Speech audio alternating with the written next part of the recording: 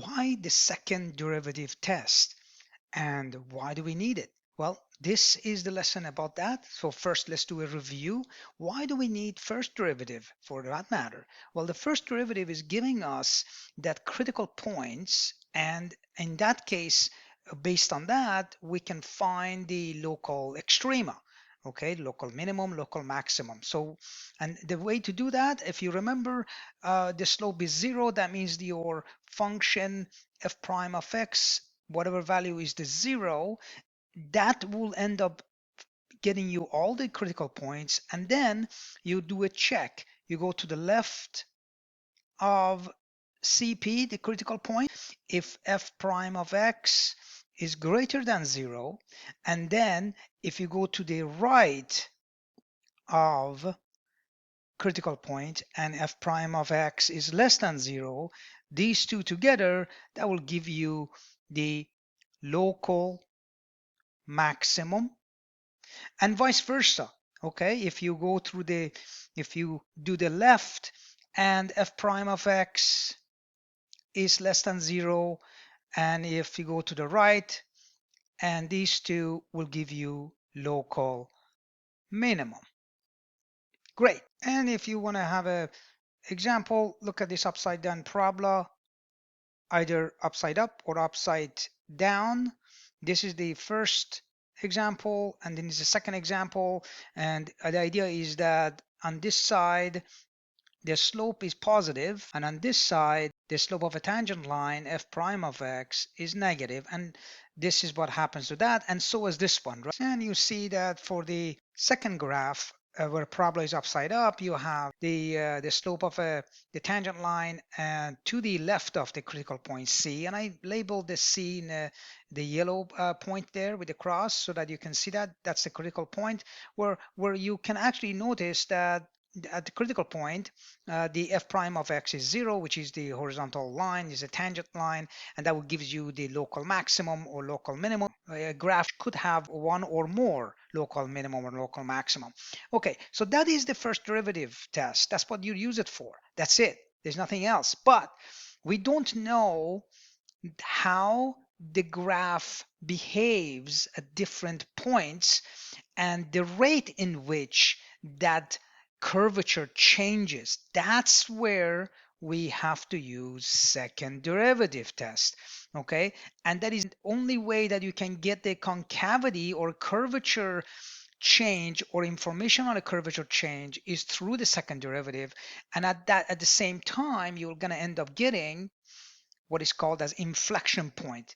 An inflection point is a point at which the graph changes direction, the curvature changes, right? And basically what it is a measure of how sharply a curve bends, okay? And in terms of mathematics and calculus definition, it is the rate of change of the slope of a tangent line to the curve. So obviously you can imagine if you have a very steep curvature in a graph, that means the slope of that curvature, a slope of a tangent line to that curvature changes rapidly. If the curvature is not as steep, either like a peaks and valley without having a sharp point, obviously, right? Then you can see that the slope, the rate in which the slope of that tangent line changes relates directly to how that curvature behaves. And that's what we're going to use it for. So let's go through an example, and I'm going to use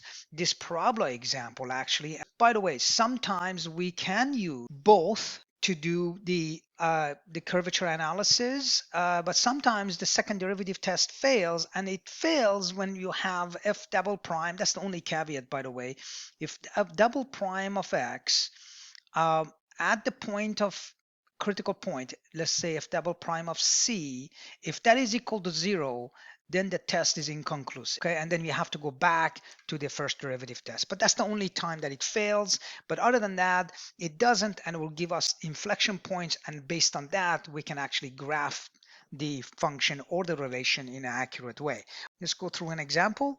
Before I move on, I want to make sure that there's one note that is written here and you understand that. And the first thing that we are assuming that the function is continuous, okay? And usually polynomial, it has to be continuous.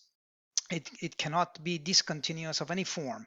The next one is that the first derivative and second derivative also must be continuous on an open interval that contains the critical points. Okay, and this is what the C is.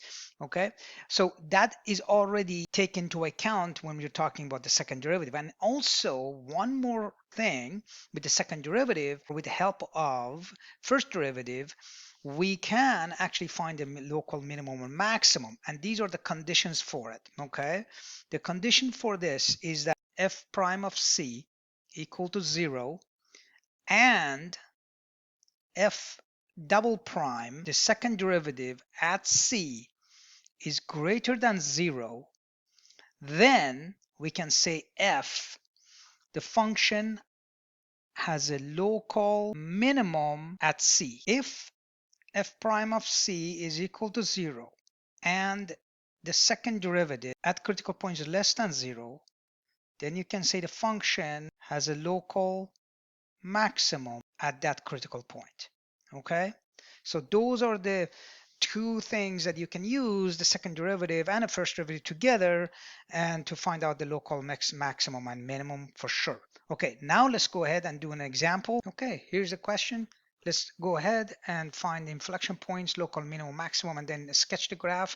So we, instead of inflection point right away, let's get the minimum, maximum using critical points first derivative, and then we're going to get the second derivative. So first derivative, very simple. Let's go ahead and do that. This is what you will end up getting, and then you have to set that equal to 0, and then you get x equal to plus or minus 1. These are the x value of the critical points, and then you have to do the test and say, okay, if the first derivative is greater than 0, at what values of x that will happen, and then you have to solve the x squared minus 1 term in this, the first derivative, greater than 0, and then that becomes, you have to solve this inequality, and the critical points will, this one for the first one will be 1 when you plug it back into the original function, and you'll end up getting 3.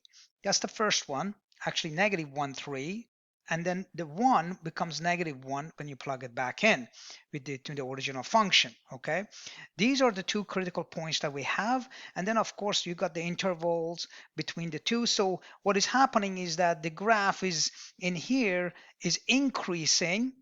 The first part is increasing, and remember the first part is basically to the left and right of the critical points. Both sides are increasing, and in between the critical points the graph is decreasing, the function is decreasing. Okay, I want to go ahead and find inflection point, and to do that we find the second derivative. So we're going to take the 3x squared minus 3 and do the second derivative of that and go from there, and that is simply 6x. That's all it is, because this constant negative 3, the derivative of that is 0. So that's basically it. Now we're going to set that equal to 0. And then notice that x equal to 0. At x equal to 0, you have inflection value, but we have to find the point. So take that 0 and plug it back into the original function. You get 0 cubed minus 3 times 0 plus 1. So 0, 1 may be the inflection point. Even though we got the x equal to 0, we can't assume that's an inflection point unless we do this test, which is right here. We have to do this test. And once we do this test, and if we notice that the double derivative, the second derivative changes sign, then we can say that this point is the x-coordinate of the inflection point, and then we're going to go ahead and find the inflection point.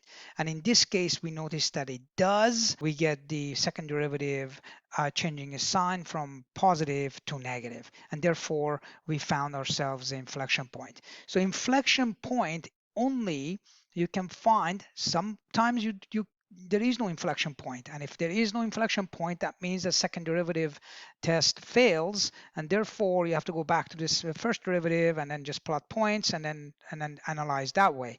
But that's what you have to do. So let me go ahead and explain this area right here, the test for inflection point, so that you know exactly what is happening, and therefore we can actually come up and graph this. And we are using the critical points and the inflection point because we did say that we did find the inflection point, but this was the test. So let me walk you through a step at a time, okay? Okay, when x is greater than 0, then f double prime of x is greater than 0. Okay, and then when x is less than 0, you notice that f double prime of x would be less than 0. And it's very simple. You just plug in the positive value for x here, and you notice that this would be a positive value. You plug in the negative value for x in here, you get a negative value, okay? Negative value times 6. So what does that mean? For the first case, the test for the concavity will tell us that the curve will be, now we're going to include the interval of negative infinity to the inflection point 0. So for the first interval from negative infinity to 0, this is the interval notation. It's not a coordinate, okay? Don't make a mistake there. So that's the interval notation. Based on the definition of the second derivative, we're going to have, this would be a concave down. That means the graph has a hump like this. Okay, so that is the graph, but it's not quadratic. It's just that it's concave down. And then from 0 to positive infinity, it is concave up. That means it's like a cup. Okay, concave down is like a hill. Concave up is like a cup. Okay, that's how you remember it. And then between the two, we're going to go ahead and graph this. And the graph of this cubic will look like this.